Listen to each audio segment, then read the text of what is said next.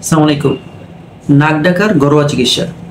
নাক ডাকার কি চিকিৎসা করবেন যাতে আপনার কোনো ক্ষতি না হয়, আপনার ফ্যামিলি কারো ক্ষতি না হয়, ঘরে বাইরে কারো যাতে ক্ষতি না হয়।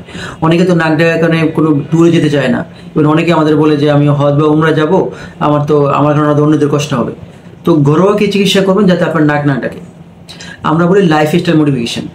যদি কি বলছিলাম যে ওজন যদি 10 গুণ 10% বাড়ে, আপনার 6 গুণ রিস্ক থাকে যে নাক ডাকার রিস্কটা বেড়ে যাবে।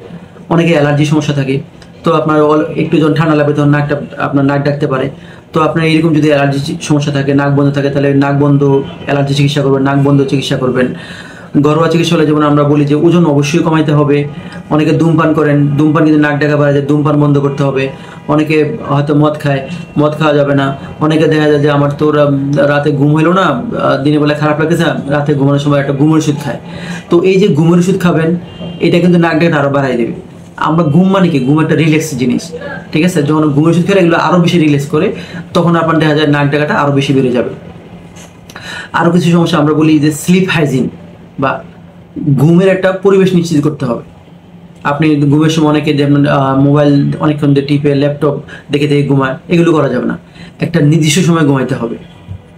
আর সবচেয়ে যেটা বড় জিনিস, যে আমরা বলি যে ঘুমানোর সময় আপনি 2টা বালিশে ঘুমাবেন এবং এক কাত হয়ে ঘুমাবেন।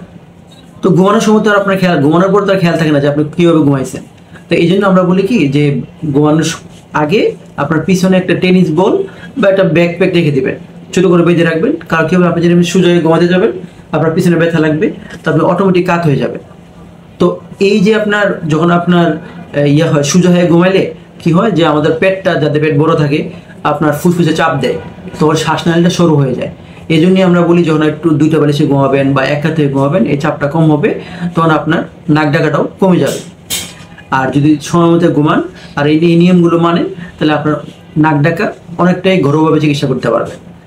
এরপরে যেটা হয় যে যে সমস্যাগুলো, অনেকের নাকের মাংস বেড়ে যায়, নাকের হাড় বাঁকা থাকে, বা অনেকের ওজন বেড়ে যায়। তো যদি এগুলোর আপনার চিকিৎসা অপারেশন আছে, অপারেশন করলে অনেক সময় ভালো হয়ে যায়। যদি অপারেশন করলেও না ভালো হয়, বা হয়তো আপনার নাকে কোনো সমস্যা নাই, তখন আমরা অনেক সময় যে স্লিপ টেস্ট করে পেশেন্টকে আমরা মেশিন ইউজ করতে বলি। মেশিন ইউজ করলে তখন নাক ডাকা হবে না, তখন তো আপনার প্রেশারও কমে যাবে, ডায়াবেটিসের কন্ট্রোল আসবে, লিভারের সমস্যা কেটে যাবে, কিডনির সমস্যা কেটে যাবে ইনশাআল্লাহ। জি, ধন্যবাদ।